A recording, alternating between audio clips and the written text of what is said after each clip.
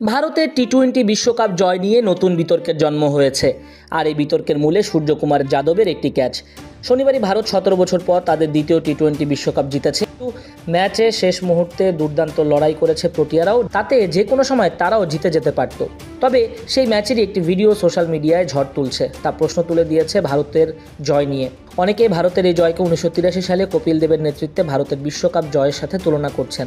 তবে ভিডিওটি দেখিয়ে অনেকের দাবি সূর্যকুমার যাদব যে ক্যাচটি ধরেছেন তা প্রকৃতপক্ষে বাউন্ডারি লাইনের বাইরে ছিল। আর সেই সংকটজনক মুহূর্তে ডেভিড মিলার আউট না হলে ভারতের জয় পাওয়া নিয়ে প্রশ্ন উঠে যেত।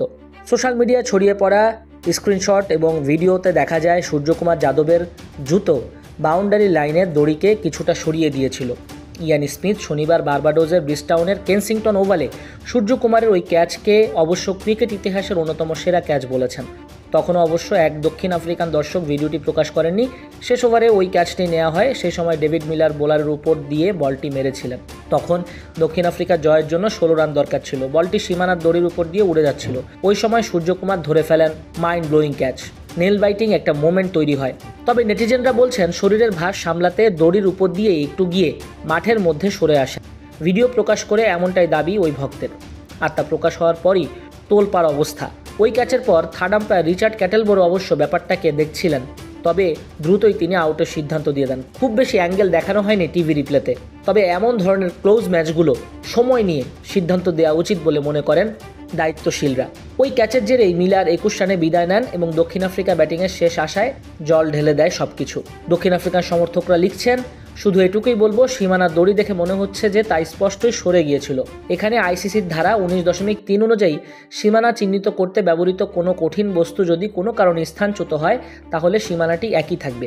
ম্যাচে ডেড বল হওয়া মাত্রই সীমানা ঠিক করে দিতে হবে, আইনেই বলা আছে। আর এই আইনটাই সূর্যকুমারের ক্যাচ এবং ভারতের সাফল্য নিয়ে প্রশ্ন তুলে দিয়েছে।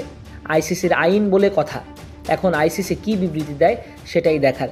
তবে তৃতীয় আম্পায়ার বা কোনো ধারাভাষ্যকার সেই সময়ে ওই টিভি রিপ্লে দেখে কোনো প্রশ্ন তোলেননি, অভিযোগ জানাননি। ম্যাচের পরেই যত প্রশ্ন উঠছে এখন, ওই ক্যাচটা যদি সূর্য না ধরতে পারতেন তাহলে ফের হয়তো হৃদয় ভেঙে যেত ভারতের। জেতা হতো না ট্রফি বিরাট কোহলি এবং রোহিত শর্মার কিংবা দ্রাবিড়ের। প্রথমবার বিশ্বকাপ জিতে ইতিহাস গড়ত দক্ষিণ আফ্রিকা, ওদের কাদা লাগতো না। ডিকক, ক্লাসেন, ক্রিস্টান স্টাবসরা তো চেষ্টার কমতি রাখেননি। সূর্যের ক্যাচ ধরার ভিডিওটা পোস্ট করে আরেক দক্ষিণ আফ্রিকান বলেন, স্পষ্টতেই বাউন্ডারি রূপে ওর পা লেগেছিল, বাউন্ডারি রোপটাও সরে গিয়েছিল। অপর একজন আবার তাতে সম্মতি জানিয়ে বলেন, হ্যাঁ আমিও দেখেছি। একজন আবার আরও এক কাঠি এগিয়ে বলেন, এই বিষয়টা এত গুরুত্বপূর্ণ নয়, কারণ বাউন্ডারি রোপটা সরে গিয়েছিল, বাউন্ডারি লাইনের অনেক বাইরে ছিলেন সূর্য। একই সুরে এক নেটিজেন দাবি করেন যে আমারও প্রথমবার তাই মনে হয়েছিল, সামনের দিক থেকে আমারও সেটাই মনে হচ্ছিল। তারপর আইসিসি পিছন দিক থেকে রিপ্লে দেখাতে শুরু করলো, আর সামনের দিক থেকে কোনো রিপ্লে দেখায়নি।